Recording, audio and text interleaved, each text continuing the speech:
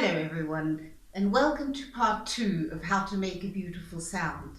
In part 1, I talked about the 3 sound components: weight of bow on the string, speed of bow, and point of contact.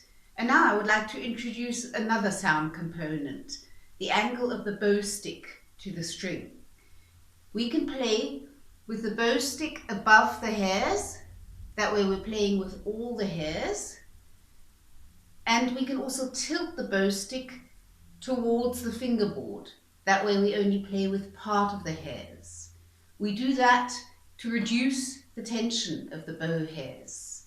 So by tilting your bow stick towards the fingerboard, we reduce the tension, and by tilting the bow back up again and playing with the bow stick above the hairs, we play with all the hairs and we have more tension.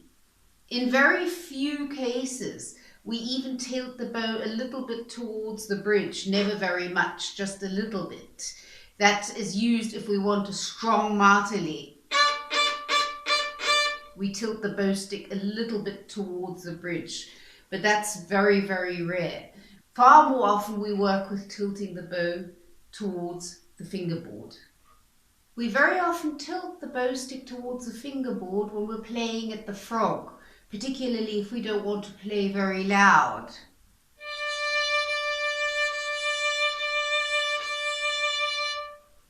That helps a lot with control at the frog, and it often doesn't sound very good, and you don't get such smooth bow changes if you're playing with all the hairs at the frog. So very often we tilt the bow at the frog. And then for an even sound, as we move away from the frog, we tilt the stick back to being above the hairs. And the same on the way back, we tilt the bow towards the fingerboard again.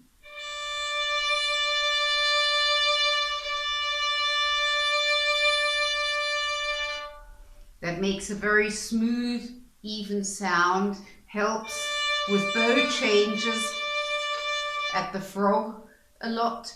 And it's also very helpful for landing the bow if you want to avoid it bouncing. Now, if you're landing the bow right at the frog and you don't want it to be very loud, then you're not going to have the problem of the bow bouncing because it's too heavy at the frog, it won't bounce. But if you want a soft landing at the frog, it helps to tilt the bow. Particularly if you want a soft landing not at the frog. If I wouldn't tilt my bow, it would bounce, because the hairs have more tension if I use all the hairs. But by tilting the bow, I reduce the tension and I get a softer landing without the bow bouncing.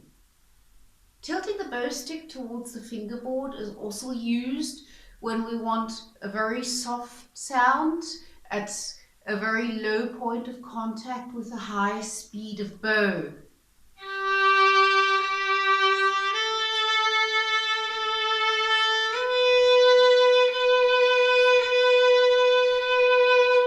That doesn't sound as good if we try to do that with all the hairs.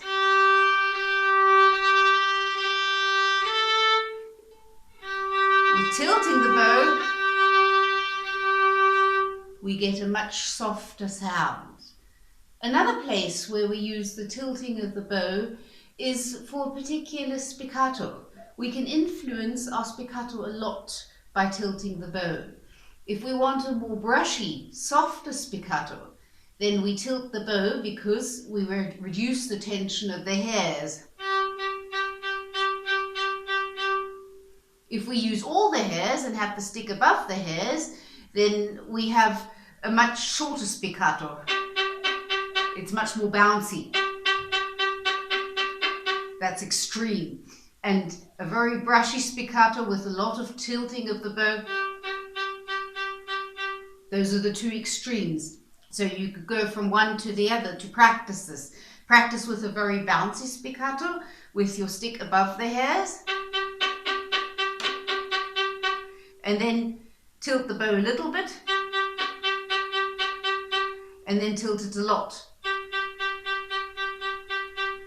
So that also influences our spiccato. Now, to put it all together and to play with a high resonance sound, you need what I call a lot of air under the bow hairs. Basically, that means that we don't have very much weight, or not more weight on the string than we need, and we play with a high speed of bow. So what we do,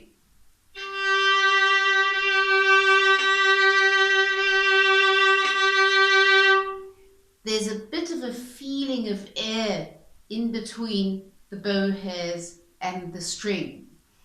That works in all dynamics. If you're playing piano, you can play with a high bow speed, low point of contact, not much weight, and a feeling for air in between the bow hairs and the string.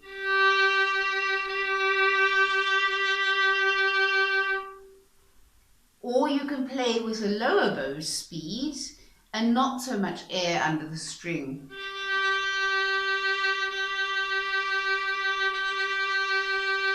You have a slightly higher point of contact then. It's a different sound color. The same thing also in mezzo forte. You can play with a higher bow speed and more air in between the hair and the string.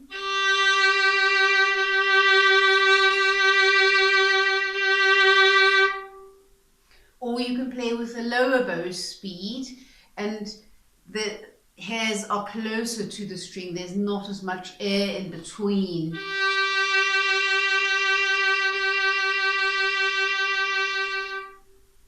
Even when you're playing forte, you can still have air in between the hairs and the string.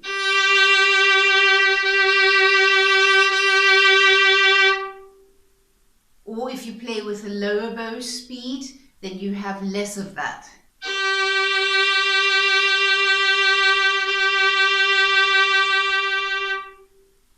So in a way, the air underneath the hairs is not really a sound component. You get that basically by using a lot of bow, high bow speed, slightly lower point of contact and less weight.